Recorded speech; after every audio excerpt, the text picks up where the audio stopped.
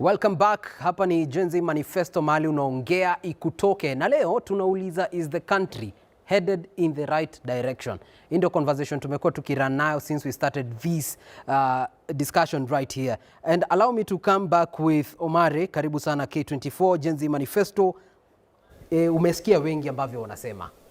Wengine wako upande ya 2 term, 1 term, wengine wanasema the country ikiendelea venye inaendelea iko in the right direction. Wewe unasimama wapi? Are we headed in the right direction? Okay, thanks for giving me the opportunity. My name is Samuel Omare. I'm a parliamentary aspirant for Embakasi Central constituency. And my views is that the country is not heading in the right direction. And you can see even the young people do not have trust in the public institutions like IABC. That is why there is low voter turnout. You don't expect the young people to register to vote if they see what happened in the by-elections. There was some violence in Kasipul, there was voter bribery.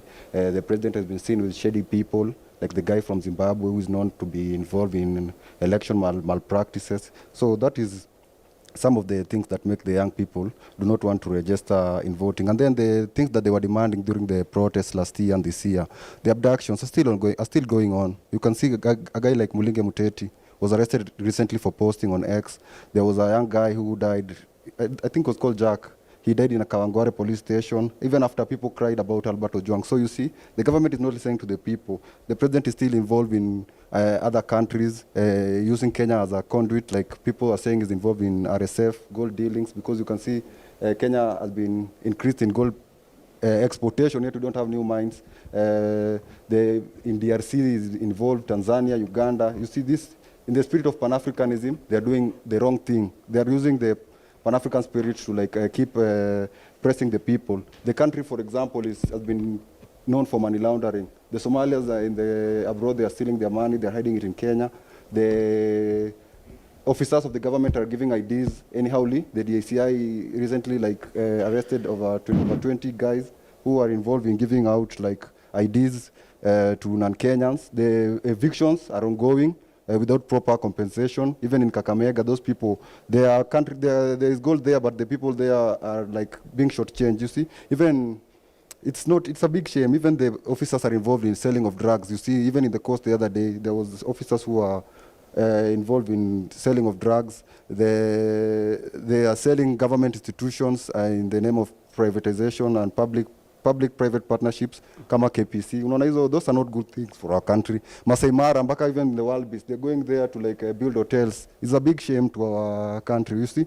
Even I've heard those guys in the street saying that Sakaja is helping with their works, what. But even in Kayole, we have a big problem with the social hall. We only have one social hall for over 1 million residents. We've been trying to follow up the case to be returned because the young people are very much involved in talent activities and they need spaces like social halls where they can gather and they share their ideas. So according to me, I think it's not heading in the right directions. And I'm urging the young people to avoid being given handouts so that they can support the wrong candidates. They avoid joining these tribal parties, these tribal outfits.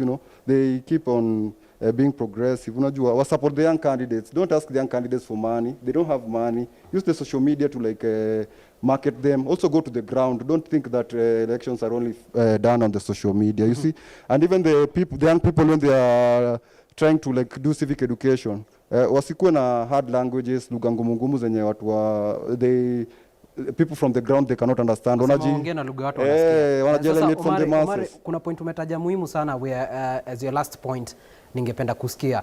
Umesema IBC mayouth our register venye inatakikana. And it's true, compared to a target of 6 million, having less than 200,000 youths is worrying. Sasa wewe kama aspirant, are you banking on the youth vote? Na ukiona hivi inakupea wasiwasi? The young people wako na many ways of removing the government. Don't think that even the ballot is the only way that the people can remove the government. We have many other ways which we can try. That is why they don't even trust in the ballot, because they've seen the ballot is like a joke, you see. So you cannot expect people to trust in the elections when the president is seen with a guy who has been involved in multiple election malpractices across Africa. Back to you, kama aspirant. You are vying. There is only one way to be an MP in this country as at now, which is kupitia debe. Wewe unaona, is there hope from how the Gen Zs are registering ama the youth? Of course, I see there is a lot of hope because even more young people are coming out to stand up as candidates, so it's a good direction. But I'm not like banking alone on the youth because I'll be the MP for everybody. I'm banking on reaching all the demographics. So the youth are included because they have the majority of the votes, but I'm banking on all the demographics. All right, my director reminds me pia unaweza kuwa nominated MP. Thank you, director. Lakini ukivai as a candidate, I think you will not have the privilege to be nominated. You either choose to vie or otherwise. Yeah. All right, thank you very much. And wacha tusikie from Waziri right here. Do you think that the country is headed indeed in the right direction? Omare? Okay, I'd like to tell the young people Kenya is known as a country for long distance running. So it's an ultra marathon, it's not a dash. I tell you to keep registering as voters. Even though we don't trust their system, we can beat them at their own game so that we can remove these counties that spend zero on development. Like here in Nairobi, they have transferred public funds to CDN Bank, a private institution, which makes no sense. So we want to kick out this kind of leadership. We don't want a Singapore. We are Africans. We want to live like Africans in dignity. We want the dream of Kimathi, the dream of Sankara to be fulfilled, you know.